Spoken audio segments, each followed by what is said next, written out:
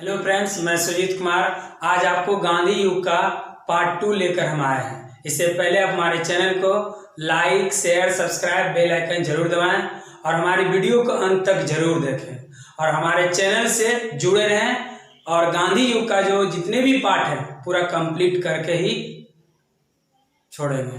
तो देखिए, गांधी युग हम बताए थे, कल ही बता दिए थे, पार्ट 1 में कुछ भाग बताए थे, आज पार्ट 2 लेकर आए हैं। तो देखिए, सबसे पहले खेड़ा सत्याग्रह।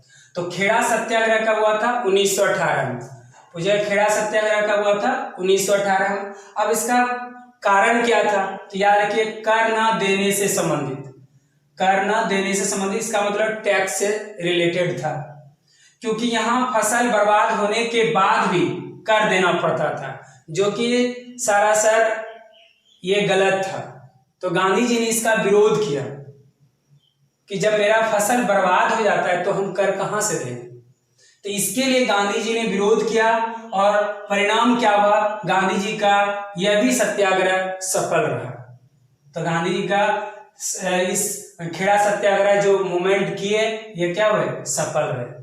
तो ये खेड़ा सत्याग्रह, तो इससे क्वेश्चन क्या आ सकता है? पूछ सकता है कि खेड़ा सत्याग्रह कब हुआ? तो 1918। फिर पूछेगा कारण क्या था? तो आप लोग को याद रखना है, कर ना देने से संबंधित, क्योंकि इसमें फसल बर्बाद होने के बाद भी कर देना पड़ता था। इसके कारण गांधी जी इसका विरोध किए और गांधी जी इस सत्याग्रह में भी सफल रहे। आगे उसके बाद सरकार द्वारा यह निर्णय किया गया कि जो व्यक्ति कर देने योग्य है वो कर दें और जो कर नहीं देने योग्य है वो कर ना दे। जब गांधी जी इस सत्याग्रह में सक्रिय हुए तब जाके अंग्रेजों ने एक नियम बनाया, सरकार ने निर्णय लिया कि जो व्यक्ति कर देने योग्य है वो कर दें, जो कर देने योग्य नहीं है वो कर ना दें। ये भी गांधी जी के द्वारा जो खेड़ा सत्याग्रह 1918 में हुआ, गांधी जी का प्रयास सफल रहा। आगे देखिए, अहमदाबाद मिल मजदूर आंदोलन। अहमदाबाद मिल मजदूर आंदोलन हुआ 1918। देखिए, खेड़ा सत्याग्रह भी 1918, अहमदाबाद मिल मजदूर आंदोलन भी 1918। अब यहाँ कारण क्या था? 35% वेतन वृद्धि की मांग थी, क्योंकि क्या होता था ना कि मजदूर मेहनत करते थे लेकिन उसके अकॉर्डिंग पेमेंट नहीं मिलता था। तो गांधी जी ने इसका भी विरोध किया और परिणाम क्या हुआ कि वेतन वृद्धि की जो बात थी वो मान ली गई अंग्रेजों के द्वारा, क्योंकि और गांधी जी का यह प्रथम बार था जो 48 घंटा भूख हड़ताल के और गांधी जी पुनः सफल हुए। अब यहाँ पर एक क्वेश्चन आ सकता है कि गांधी जी का वह कौन सा आंदोलन था जिसमें वो पहली बार भूख हड़ताल पर बैठे? तो याद रखिएगा, अहमदाबाद मिल मजदूर आंदोलन जो 1918 हुआ। क्या कारण था? तो 35% वेतन वृद्धि की मांग थी जो अंग्रेजों के द्वारा मांगे। तो गांधी जी यहां भी सफल हुए। तो देखिए आगे, रॉलेट एक्ट। रॉलेट एक्ट था 1919 में।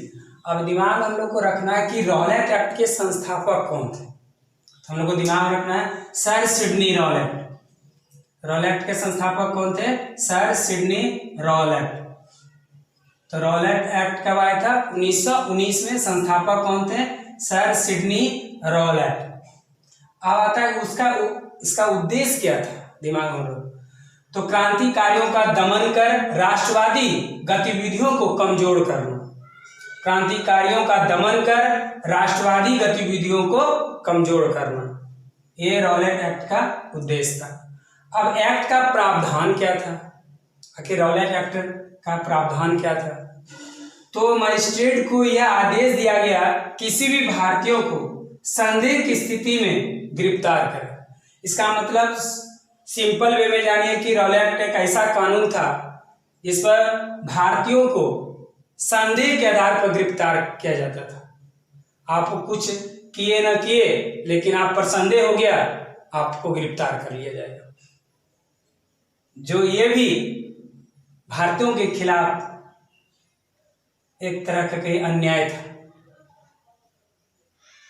तो संदेह की स्थिति में गिरफ्तार कर ले। और इस एक्ट का नारा था कि ना कोई अपील, ना कोई वकील, ना कोई दलील।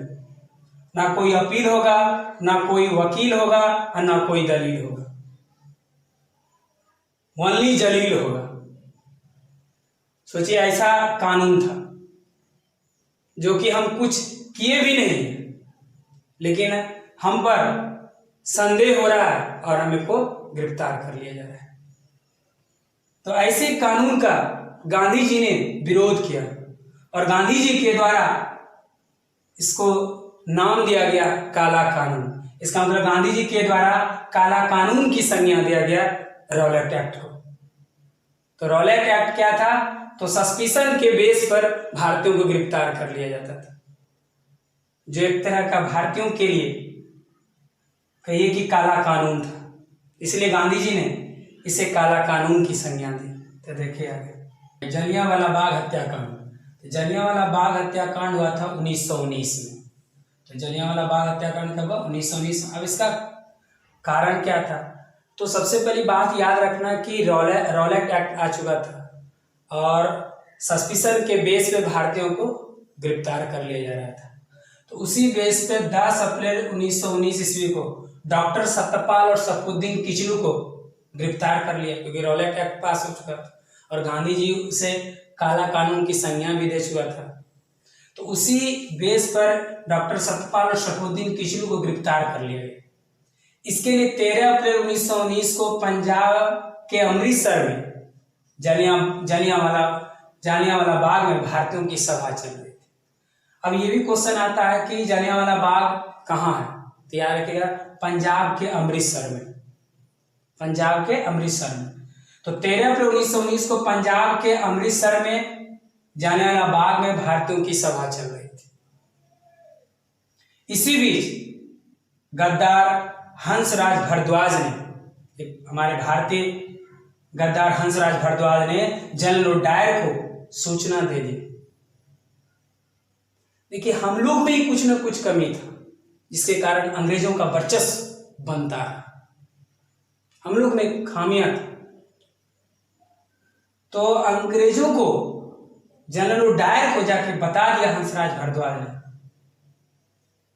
और जनरल डायर ने बिना सूचना दिए ही जलियांवाला बाग को चारों तरफ से घेर लिया।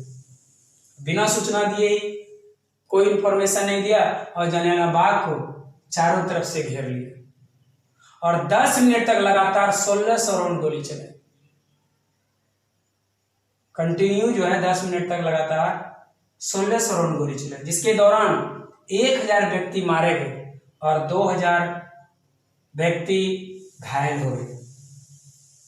देखिए, अगर ये रिपोर्ट क्या होता है, मीडिया कम ही बताता है, मरा होगा बहुत, क्योंकि जलियांवाला बाग का जो दरवाजा एक ही था, स्पेस छोटा था, मतलब इतना भगदड़ मच गया कि लोग एक दूसरे पे दबे रहे थे, कोई कुआं में कूदकर, कोई दीवार से कूदकर, तो इस तरह भगदड़ मच गया था। बहुत सारे निर्दोष भी उसमें मारे गए, जो गलत था।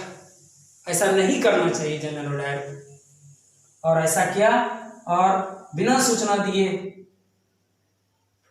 जलियांवाला बाग को चारों तरफ से घेर लिया। 10 मिनट तक लगातार 1600 राउंड गोली चलाई, जिसके दौरान 1000 व्यक्ति मारे गए और 2000 व्यक्ति घायल हो गए। तब जाके कांड के विरोध में कमेटी गठित हुई। तो पहला कमेटी हुआ हंटर कमेटी, और हंटर कमेटी का अध्यक्ष बने हंटर। स्वाभाविक है, जब आप ही गठित कर रहे हैं, आप ही इसका अध्यक्ष बन रहे हैं, तो स्वाभाविक है आप अपने आप को गलत साबित नहीं कीजिएगा, दूसरे को गलत साबित कीजिएगा। तो इसने अध्यक्ष बना हंटर, और परिणाम क्या हुआ, कह दिया कि डायर दोषी नहीं है।